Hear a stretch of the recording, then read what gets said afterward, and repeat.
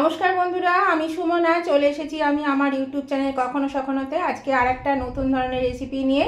আশা করি আপনারা সকলে ভালো আছেন, সুস্থ আছেন।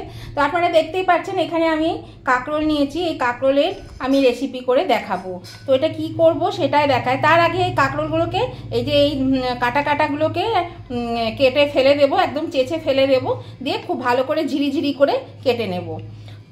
আর যদি মোটা মোটা বীজ থাকে তাহলে বীজগুলোকে অবশ্যই কিন্তু ফেলে দিতে হবে। তো বীজগুলো আর যদি কচি হয় তাহলে না ফেলেও হবে, তবে বীজগুলো ফেলে দিলেই ভালো। তো দেখুন এখানে এখনকার কাঁকরোলগুলো দেখুন কেমন হলুদ হয়ে যাচ্ছে আর কীরকম বাজে হয়ে যাচ্ছে, অত সুন্দর দেখতে লাগে না, এই সবুজ ভাবটা আর নেই। তো চলুন আমি এটা কেটে নিয়ে আসি, তারপর আমি আপনাদেরকে দেখাচ্ছি। আর রেসিপিটা দেখার জন্য অবশ্যই কিন্তু আমার চ্যানেল কখনো সখনোতে চলে আসুন, সেখানে দেখে নেওয়া যাক আমি কিভাবে এটা রান্না করলাম। দেখুন বন্ধুরা, আমি কাঁকরোলগুলোকে এইভাবে কেটে নিয়েছি ঝিরি করে। তো এবার আমি কি করব সেটাই আপনারা দেখতে থাকুন। দেখুন বন্ধুরা, আমি গ্যাসে একটা কড়া বসিয়ে দিয়েছি, কড়ার মধ্যে তেলও দিয়ে দিয়েছি। তেল গরম হয়ে গেছে, দিয়ে দিলাম দুটো শুকনো লঙ্কা, মানে একটা বড় শুকনো লঙ্কাকে দু টুকরো করে দিয়ে দিলাম। এবার আমি এখানে নিয়েছি একটু আদা কুচি, এখানে 1 চা চামচের মতো আদা কুচিটা আমি এর মধ্যে দিয়ে দিলাম। এবার আমি আদা কুচিটা আর লঙ্কাটা একটু ভেজে নেব, হালকা করে ভেজে নেব। আমরা কাঁকরোলে কিন্তু অনেক রকমই করে খাই, নানান রকম তরকারি বলুন অনেক কিছুই করে খাই, কাঁকরোল ভেজেও খায়। তো আমি আজকে আপনাদেরকে দেখাবো কাঁকরোল ভাজা, কিন্তু একটু অন্যরকমভাবে। দেখুন আপনারা এইভাবে খেয়েছেন কিনা, যদি না খেয়ে থাকেন তাহলে অবশ্যই একদিন করে খেয়ে দেখবেন এটা খেতে কিন্তু খুবই ভালো লাগে। একটু অন্যরকম খেতে হয়, বেশ মানে ভাতের সঙ্গে, গরম গরম ভাতের সঙ্গে খেতে খুবই ভালো লাগে। তো এখানে দেখুন বন্ধুরা, আমি একটা বড় সাইজের পেঁয়াজকে এখানে দিয়ে দিলাম। এই পেঁয়াজটা একটু কালার আসা পর্যন্ত আমি এটা ভেজে নেব।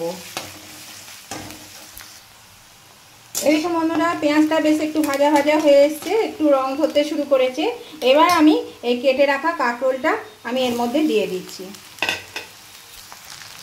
এবার আমি এর মধ্যে দিয়ে দিচ্ছি পরিমাণ মতো নুন, আর দিয়ে দিচ্ছি পরিমাণ মতো হলুদ গুঁড়ো, দিয়ে আমি এটা ভালো করে একটু নেড়ে চেড়ে নিচ্ছি।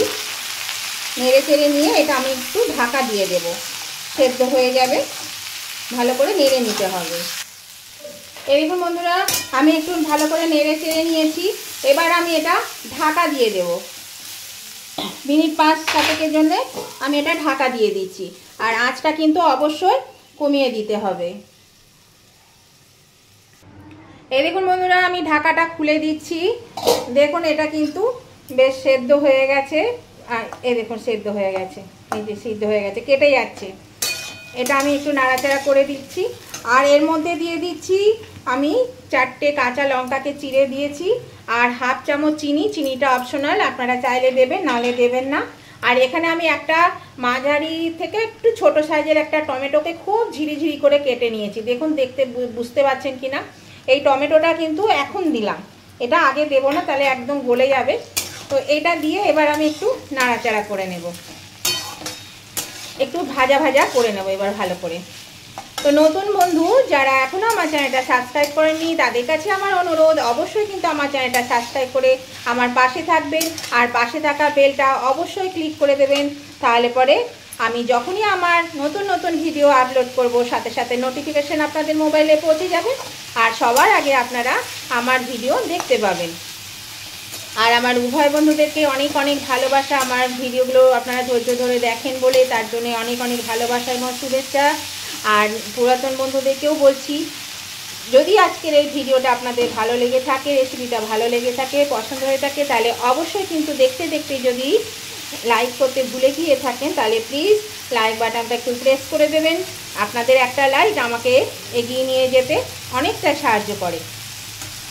আর আজকের রেসিপিটা কোনো অংশ যদি আপনাদের ভালো লেগে থাকে, তাহলে আপনাদের বন্ধুবান্ধব, আত্মীয় স্বজন সকলের কাছে যাতে প্রচুর পরিমাণে পৌঁছে যায়, শেয়ার করে দেবেন। তার জন্য প্রচুর পরিমাণে একটু শেয়ার করে দেবেন। আর কেমন লাগলো আজকের রেসিপিটা সেটা জানাতে কমেন্ট করতে ভুলবেন না। আপনাদের সুন্দর মিষ্টি কমেন্টগুলো আমার পড়তেও যেমন ভালো লাগে, আর তেমনি আপনাদের একটা কমেন্ট আমাকে পরবর্তী রেসিপি বানাতে অনেকটাই উৎসাহিত করে। তাহলে উভয় বন্ধুরা কিন্তু অবশ্যই লাইক শেয়ার কমেন্ট করতে ভুলবেন না। আর দেখুন কত সহজ কত কম উপকরণে খুব সুন্দর একটা রেসিপি হয়ে গেল। যারা নতুন গিন্নি তাদের পক্ষে এটা খুবই ভালো, খুব চটজলদি হয়ে যাবে আর খেতেও কিন্তু খুব সুন্দর লাগে, দারুণ টেস্ট হয় খেতে। সেই জন্য এই রেসিপিটা অবশ্যই কিন্তু করবেন, দেখবেন ভালো লাগবে খেতে।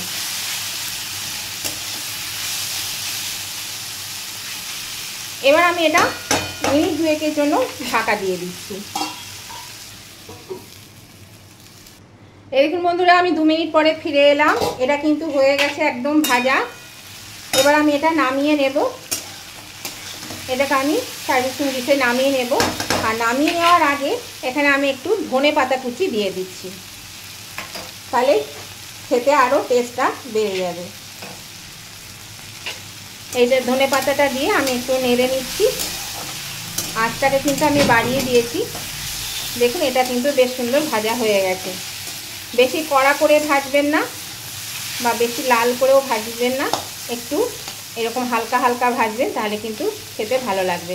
আর দেখুন টমেটোটা কিন্তু গলেই গেছে, ওই জন্যই বললাম খুব ঝিরিঝিরি করে দেবেন আর শেষকালে দেবেন, দেখবেন খেতেও ভালো লাগবে আর টমেটো গলেও যাবে। তাহলে এটা আমি এবার বন্ধুরা নামিয়ে নিই। এই দেখুন বন্ধুরা, আমি নামিয়ে নিয়েছি।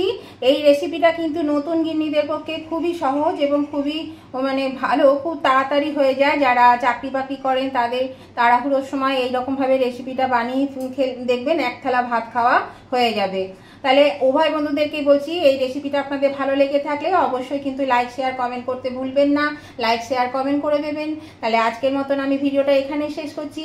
আর আমি আবার পরবর্তী দিনে আমি নতুন ধরনের কোনো ভিডিও নিয়ে চলে আসবো। ততদিনে আপনারা ভালো থাকুন, সুস্থ থাকুন। Tata, bye bye.